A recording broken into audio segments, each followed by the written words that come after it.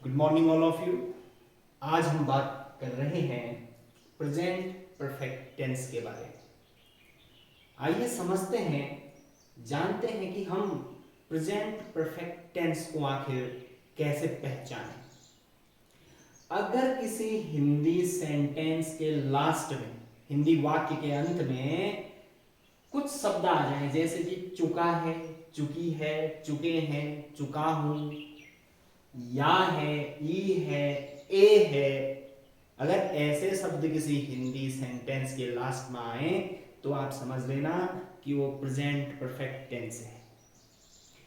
अच्छा, इस टेंस में जो हेल्पिंग वर्ब का प्रयोग होता है वो है हैज और हैव।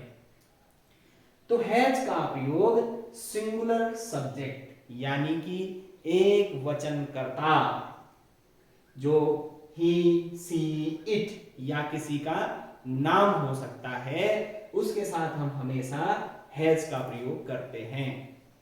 साथ ही साथ हैव का प्रयोग प्लूरल सब्जेक्ट अर्थात बहुवचन कर्ता, आई, यू, वी, दे, इन सब के साथ हम हैव का प्रयोग करते हैं। अब जब हिंदी वाक्य को, हिंदी सेंटेंस को इंग्लिश में ट्रांसलेट करने की बात आती है तो हम इस रूल को फॉलो करते हुए आसानी से हिंदी इनटू इंग्लिश इसको हम ट्रांसलेट कर सकते हैं। सबसे पहले यदि सेंटेंस अफर्मेटिव निगेटिव में है, सबसे पहले हमें सब्जेक्ट को लेकर के आना है। सब्जेक्ट सिंगुलर है तो हैज, सब्जेक्ट प्लूरल है तो हैव का प्रयोग होगा। और निगेटिव है तो हमेशा अफर्मेटिव के बाद जो निगेटिव आता है, हेल्पिंग वर्ब के बाद ही वहां पर नॉट लगता है। और यहां पर आप एक चीज ध्यान रखिए कि वर्ब की थर्ड फॉर्म का प्रयोग किया जाता है प्रेजेंट परफेक्ट टेंस में, और लास्ट में ऑब्जेक्ट का प्रयोग होता है। मैंने भी अभी आपको बताया कि अफर्मेटिव से जब हम निगेटिव बनाते हैं तो हेल्पिंग वर्ब के बाद नॉट आता है, लेकिन जब हम इंटेरोगेटिव के बाद इंटेरोगेटिव निगेटिव सेंटेंसेस को बनाते हैं तो वहां पर नॉट का प्रयोग हेल्पिंग वर्ब के बाद नहीं किया जाता है, वहां पर नॉट का प्रयोग सब्जेक्ट के बाद किया जाता है। आइए कुछ एक सेंटेंस हैं, इनको हम ट्रांसलेट करते हैं। तुमने मेरी कलम नहीं चुराई है। अब इसमें सब्जेक्ट है तुम, तो इस रूल के अनुसार हम बनाएंगे तो यू प्लूरल सब्जेक्ट है, हेल्पिंग वर्ब आएगी हैव, यू हैव। अब ये निगेटिव भी है, नहीं इसमें आया है, तो हेल्पिंग वर्ब हैव के बाद हम नॉट का प्रयोग करेंगे, यू हैव नॉट। अब वर्ब की थर्ड फॉर्म क्रिया है इसमें चुराना, जिसे हम कहते हैं स्टील, और थर्ड फॉर्म है इसकी स्टोलन। तो यू हैव नॉट स्टोलन मेरी कलम, ऑब्जेक्ट में आ जाएगा माई पेन। तो इस प्रकार से हमने ये सेंटेंस इंग्लिश में ट्रांसलेट कर दिया। वैसे ही देखिए, अब यहां पर सिंगुलर सब्जेक्ट है, राजू अपना काम कर चुका है, तो राजू यहां पर जो है सब्जेक्ट है, उसे हम लिख देंगे राजू। सिंगुलर सब्जेक्ट है, हेल्पिंग वर्ब हैज का प्रयोग किया जाएगा, राजू हैज, राजू अपना काम कर चुका है। अब वर्ब है काम करना, राजू हैज,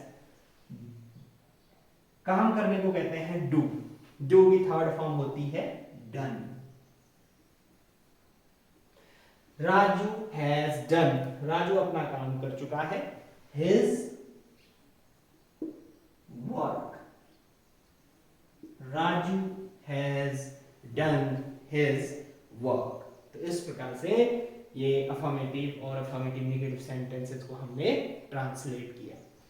अब मैंने पिछले जितने भी टेंस बता रखे हैं यूट्यूब के माध्यम से अपने लास्ट वीडियोस में, उनमें मैंने बता रखा है कि इंटेरोगेटिव सेंटेंसेस दो प्रकार के होते हैं।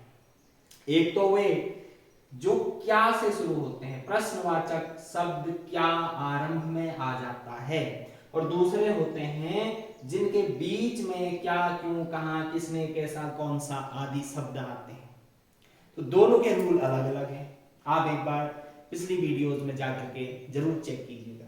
यदि क्या से कोई सेंटेंस स्टार्ट होता है तो हम उस टेंस में आई हुई हेल्पिंग वर्ब को सबसे पहले ले आते हैं, फिर उसके बाद सब्जेक्ट का प्रयोग किया जाता है और फिर वर्ब और ऑब्जेक्ट आता है। अब देखिए यहां पर क्या से सेंटेंस शुरू है, क्या वे अपना पाठ याद कर चुके हैं, ये इंटेरोगेटिव सेंटेंस है तो सब्जेक्ट है वे, तो इसके अनुसार हम हेल्पिंग वर्ब स्टार्टिंग में ले आएंगे तो ये हो जाएगा हैव,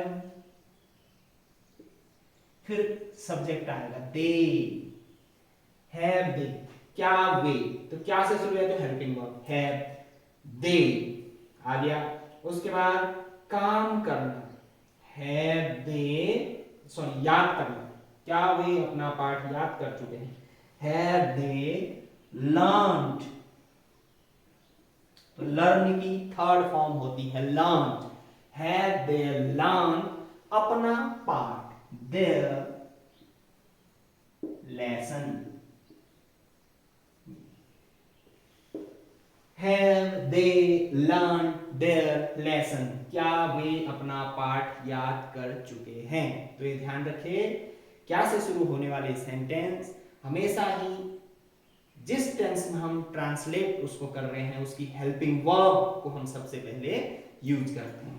अब देखिए जो दूसरा सेंटेंस है यहां पर प्रश्नवाचक शब्द किसने बीच में आया हुआ है, तो जब प्रश्नवाचक शब्द किसी सेंटेंस के बीच में आ जाए तो उसकी इंग्लिश सबसे पहले बनाई जाती है, फिर हेल्पिंग वर्ब का प्रयोग होता है, फिर सब्जेक्ट, फिर मेन वर्ब और एट लास्ट में हम ऑब्जेक्ट का प्रयोग करते हैं। जैसे देखिए यह ग्लास किसने तोड़ा है, तो किसने इसकी इंग्लिश सबसे पहले बनेगी हु। अब यहां पर हु सिंगुलर के तौर पर है तो इसके साथ लगेगा हैज, हु हैज, वर्ब की थर्ड फॉर्म ब्रेक, ब्रेक मतलब तोड़ना, ब्रेक की third form broken, who has broken यह ग्लास, दिस ग्लास,